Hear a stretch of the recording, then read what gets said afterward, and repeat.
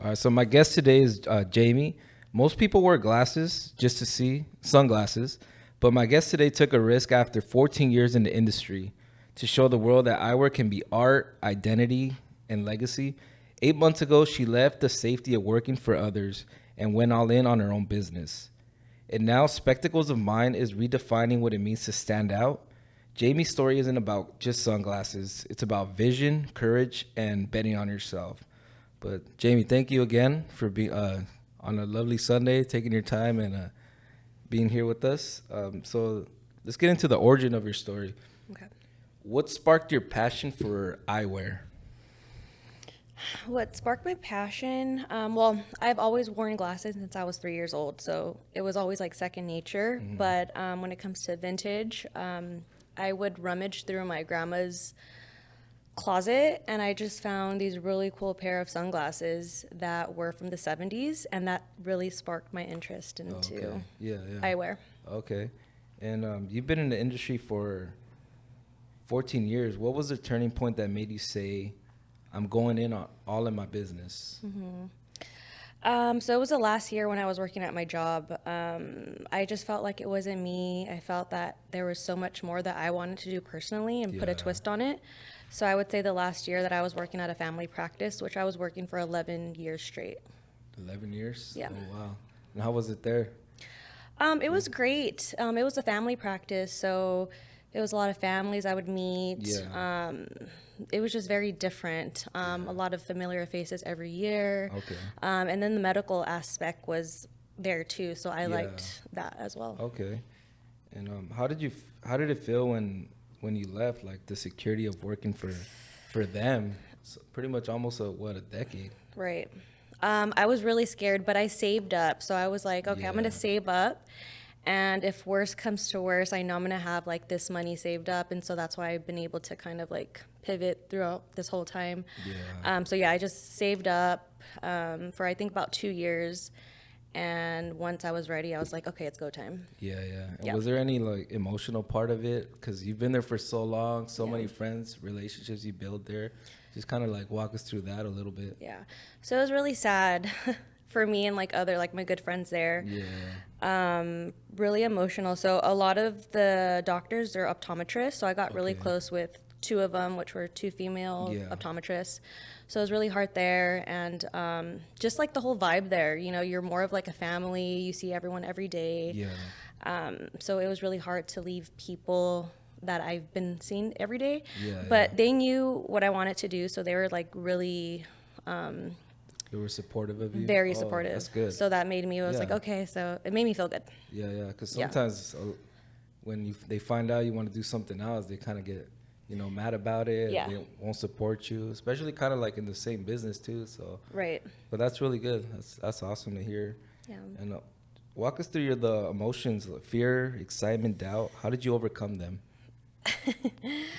It was hard, and to be honest, I kind of still struggle with it because it's Really? still kind of new, and like nothing is like things are going good, but I feel like they could be better, but maybe I'm just overthinking because I'm an overthinker. But yeah, it was scary, and it kind of still is because I'm still trying to go like with emotions. Yeah, yeah. So I'm still kind of dealing with that, but I kind Yeah. of learned to let go. Whatever happens, happens, and then as long as I work hard and meet people and network, that's all I can do. Yeah, yeah. Yeah. And what sacrifices did you have to make to get Spectacles of Mine off the ground? Well, one, saving up, of course. Other sacrifices was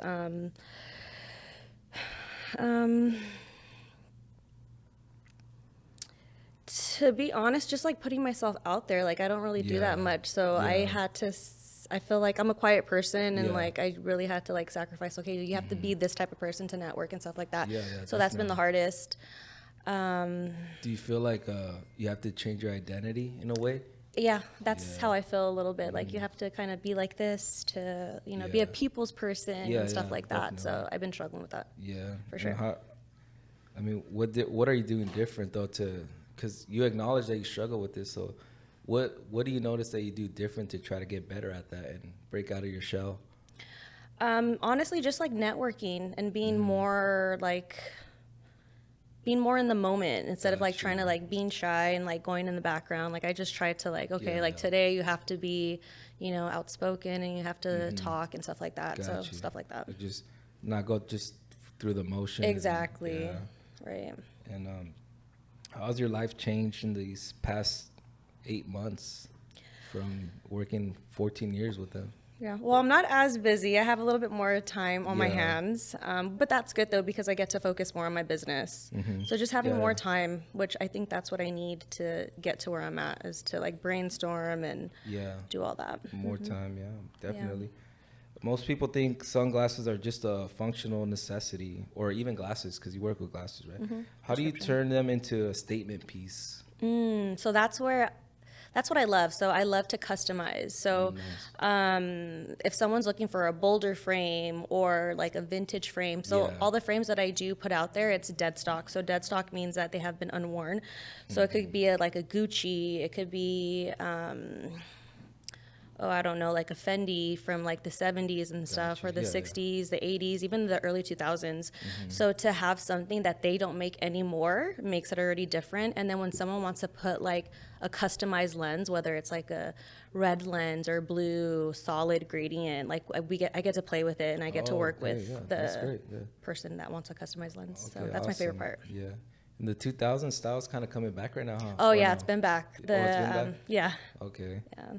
And break down the difference between the vintage eyewear and the custom tinting and created like created pieces.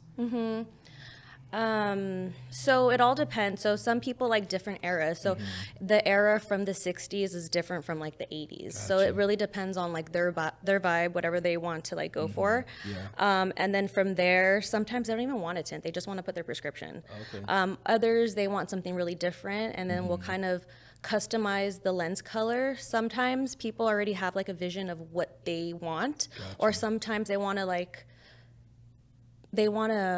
kind of match what the frame color is and like, oh, what color would be good with that frame. So it really depends on the person. Okay. And then you mentioned that I thought it was really interesting. You said that you customize the tints and sometimes you mix the color. And I've never really heard of that, maybe because I'm not in the industry, but Yeah. I thought that was really, really good. Most people just buy in bulk and they just release Exactly. stuff. And I thought that was really interesting. So if you could kind of like walk us through that, like how do you tint and how do you find the colors and match up, make even unique colors if Right. you do? Okay, so you have your regular colors like a green, a red, Yeah, blue. yeah. So you have all those primary colors. So it's like watercolor. You mix and match. So if you Okay. want to get like a teal, you have Yeah, to yeah. mix certain colors together. So sometimes they'll tell me like, oh, I want like a different color. A lot of times they tell me like, I trust you. Like this is what I want. okay, Like okay. do what you want. Yeah, yeah. There's other people where they're like, oh no, I want this color. So I'll try to match it. I'll say it can't be perfect because like when you're mixing colors together, like it's not like a for sure color. So it's like watercolors, Okay, like you're yeah. mixing and matching and so yeah, again, it really depends on like what the customer wants. Got you. And then necessarily they don't have to buy the frame from you, so they can bring frames and you can do the tint for them and stuff. Exactly. Okay, Just like yeah. a prescription. Like if they bring Gotcha. a frame, hey, I need this prescription. Okay, let's do that. Okay. What's missing in the mainstream eyewear industry that you're feeling, that you feel like you're attacking and that something's really missing? You're like, you know what, I can put my place in here. Well, that's how I created Spectacles of Mine because I felt like custom lens tinting was like missing, like because okay, so for instance at my old job someone would say, oh, I want this color, and then we would have to take it to the lab, but the lab doesn't specialize in that. Gotcha. So that's where I was like, okay, so that's something that I can do. And then Yeah, I just yeah. started working, bought a tint machine, started mixing colors, and I'm like, okay, this is something that I could do, and it's a specialty, so that's why I was like, Yeah. let's And customize at the what lens. at what year were you already thinking that? 4 years ago. 4 years ago. Okay, 4 years ago. And so what's the biggest mistake you've made so far, and what it's taught you? Ooh.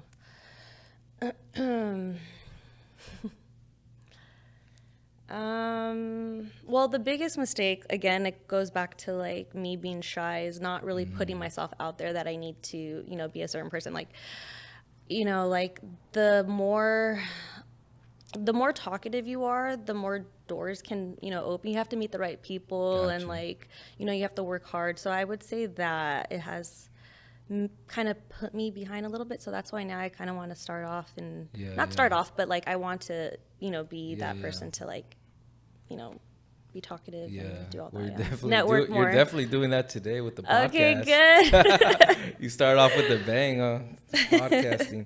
Um, let's see if you had to start like I know this is probably you just started, so if you had to start from scratch tomorrow with no money, how would you rebuild Spectacles of Buying? That's a good question. Um,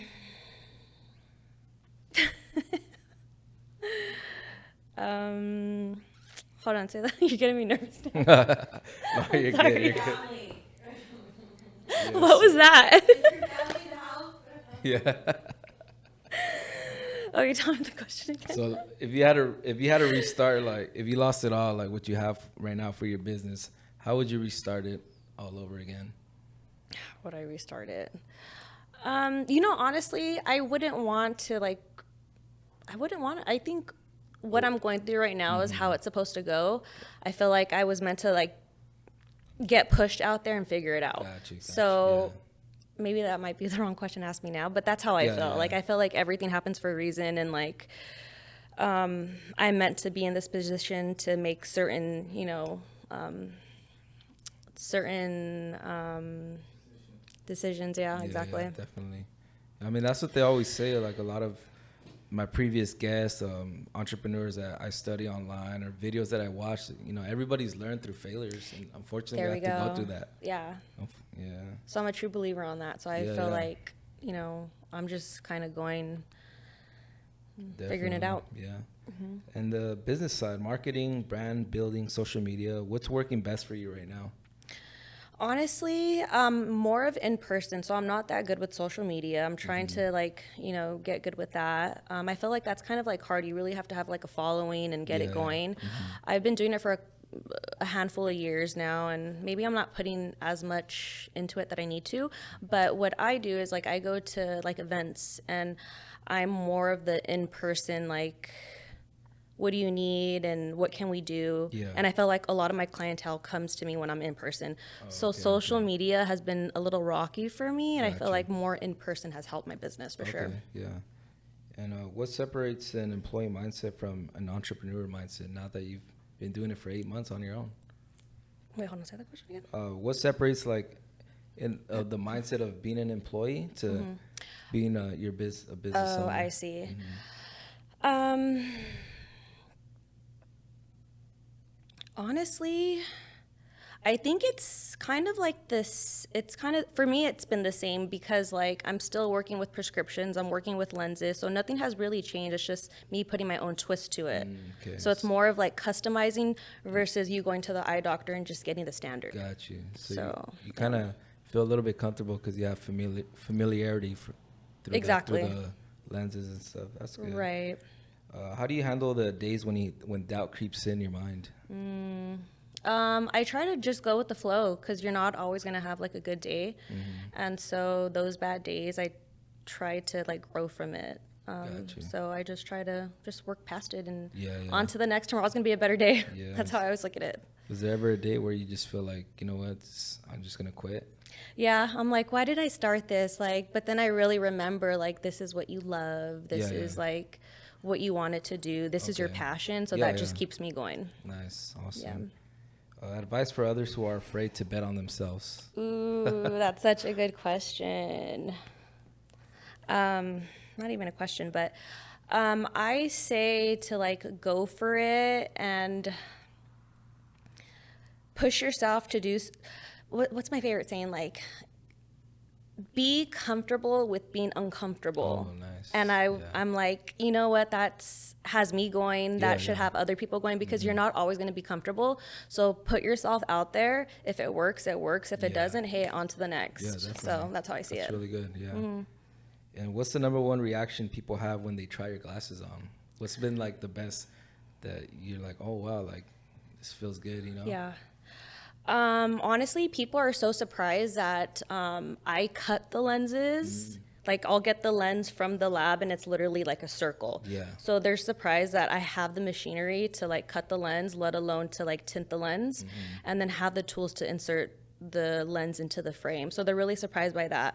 When people do purchase and they have a customized job, they see it and they're like, oh my God, like their eyes light up and they're like, this is really cool. Like I didn't really think that you can do it. And so like when they say that, I'm like, yeah, I mean, I wasn't lying to you. And then they look at sometimes like my social media, or I have like lenses already there. So they're like, you know, they know that I can do that, but they're kind of surprised. So, because you think they're kind of expecting like we said earlier about buying in bulk, or if you buy it in LA or something and you just have different lenses ready. Exactly.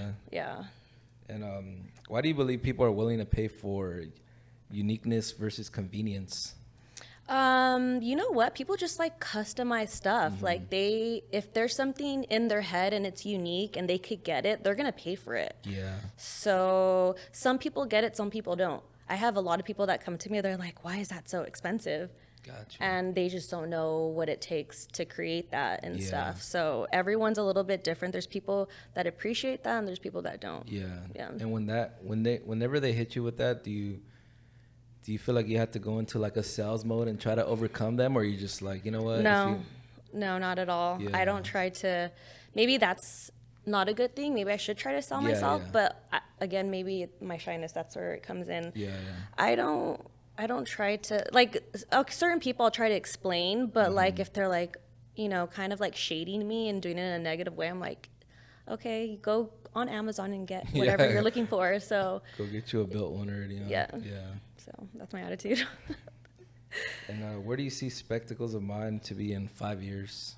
Honestly, I really hope to have like a small little shop. Okay. That's what I'm heading for. I'm already doing customized work, kind of like some people will come to me. I have like a little studio in Monterey Park. They'll come to me, or I'll do like a kind of like a house call. Like I'll go to them. Oh, nice. But I hope to have like a little shop. And definitely. do my own thing there. Yeah. So when you go to their house, is it like an experience? I try to make an experience, kind of like they're at the optical, but it's like more of like in their home and stuff. Okay. Yeah. Break down that process for us, or like maybe somebody watching this could understand your process that might be interested in contacting you and getting some glasses for them. Yeah, for sure. So if you're not comfortable with me going to you, you could come to me, or we could pick a location, like a coffee shop. Some types of people like coffee shops. And then they'll already tell me like, oh, this is a style that I'm looking for.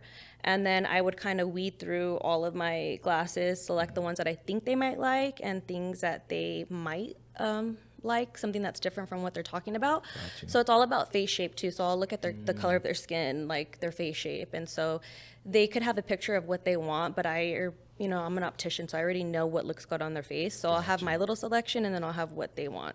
So I'll bring it to them, or they come to me, they see what I have, they'll pick something. Some people have prescriptions, some people don't. So that's kind of like the process. And I usually get their glasses back within 2 weeks, 2.5 weeks. Okay. Just about. That's pretty short. That's not too long. It's kind of average for like if you go in and get glasses. Yeah. So if money and resources weren't an issue, what's the dream version of your business? Honestly, to be like a well-known customized optical. I also want to bring in independent eyewear. So artists that create their own independent lines. I'm really big on independent. Okay. Instead of having like, glasses that you could go to a regular optical, like Ray-Bans and stuff like that. I don't want to do that. I want to do something different. So independent eyewear mixed in with vintage eyewear, bring that together and just kind of have a well-known shop that everyone kind of knows, like, oh, you want something different? Go to Spectacles of Mine. Like you'll find something there. Or like if a celebrity wants to bring out a line, so you already got the workshop going for them. Exactly. That's great. That's awesome. Yeah. Let's see. What's one unpopular opinion you have about the eyewear industry? Unpopular opinion. Like, what do you mean by that exactly? Give me an idea. What's like something negative about the industry? Negative. Maybe there's none. So I mean, that's pretty good. I don't want to say negative, but like, so the optical industry is really small, and it's like if you're not in their world, like you're kind of no one. in a way. Yeah. So like I've been in the optical industry 14 years, and like, you know, you really have to like get involved, and it's like people don't always have to get involved, you know, to be someone, like, you know. So I think that, you know, that's not always the key in to be, you know, well liked or you know, have a good business. Like, you know, like there's a couple of like independent opticians that are doing it on their own, but it's so hard. It's like if you're not in the club, then you're out, and you know. Oh, gotcha. So there's some opticians like me that are trying to break your way in, exactly, without yourself, you know, being in the cool kids club in a way. Yeah. Okay, I hear you. Who do you want wearing your glasses that hasn't yet? Maybe like a dream celebrity, an artist. Yeah. There's actually a lot of celebrities and artists that wear, you know, like independent brands, and like, you know, what's really in is like there's glasses that are like orange and red and stuff like that. It's like really a lot of, I know, like the red ones actors. The red ones because of like the red light and stuff. So yes. I don't know. There's a lot of good ones. What's the difference between Jaime the employee and Jaime the entrepreneur? Well, I'm a lot more cooler now because I don't have to wear scrubs to work. I get to wear what the hell I want to wear. I just feel like my attitude's different too. Like I don't have to watch what I say. I could just authentically be me now that I'm on my own and not really fucking care. No, you're good. You're good. Do you have a mentor or anyone coaching you through this, or no, is it just you? It's just me. Yeah. And do you read any books that's helping you, like on mindset, or you? Yes, so all the books that I read are self-help books. Oh, nice. So that's kind of like my own therapy and my way of dealing and being me. I love self-help books. Yeah, and is there any book that's really stood out to you that's really helped you? Like you said, this is the one where you've taken stuff out of. Yes. So it's a book called The Power of Now, and it's by Edgar Tolle. Oh, okay. And it just helps it really helped my train of thinking, of like thinking differently. I don't know, that's just a book that personally helped me. Okay, The Power of Now. We'll check that one out. I haven't read that one. Okay. But we're pretty much at the end of it was short and sweet. Cool. So anything you want to get out there that we might have missed, maybe to your future clients, or anything that you want people to know about you? Other than if you want something dope to wear that you could go to the mall and buy, you want something different, and let's just say you like designer, you know, brands. I mean, you could still get that in vintage. You probably might pay a little bit more, but that's because they're not making it anymore. This is like a style that is not made anymore. Okay. And also too, the material is very different from this material versus like 20 plus years ago. Like the quality is just not the same. So you'll get a really good quality in frame, you'll get something unique, and if you decide to customize with prescription or tint, like I could definitely do that. I do have a Instagram handle, which is spectacles underscore mine underscore spectacles underscore of underscore mine underscore, so you can find me on Instagram. All right. And so I have like a little shop. It's actually my parents' house. It's like a little tiny studio shop, and it's in Monterey Park. So I have a website too. I have a website, spectaclesofmine.com. You could always message me through that, you know, website, or you could message me through Instagram. Gotcha. All right. Well, thank you for being here with us again. Really appreciate you. Thank you for having me.